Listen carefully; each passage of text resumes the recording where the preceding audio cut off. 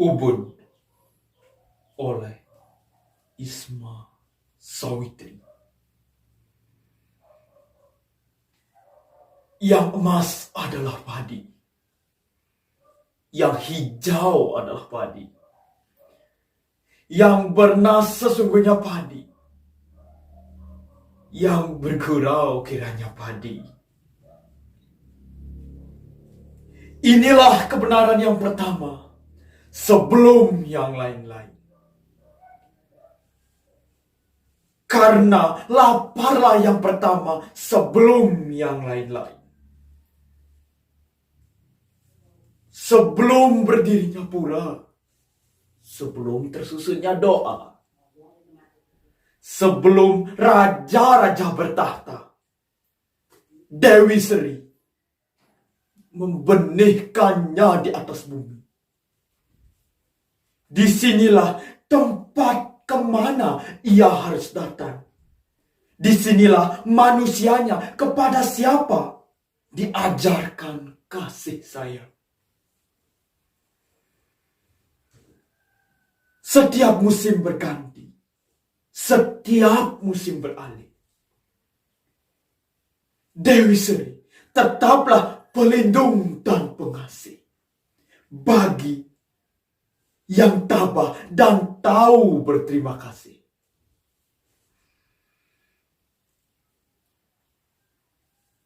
Yang emas adalah padi. Dewi Sri membenihkannya di atas bumi. Sepanjang usia bumi, sepanjang hidup Kayali, yang bernas sesungguhnya padi. Dewi Sri baginya pengayom yang abadi. Maka terciptanya dongeng atas kenyataan, berpadu keyakinan pada kehidupan.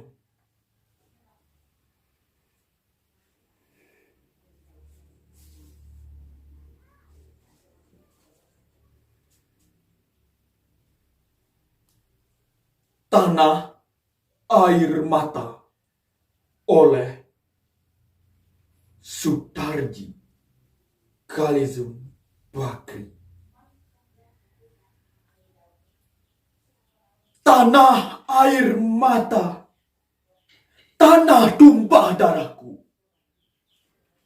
Mata air mata kami. Air mata, tanah air kami.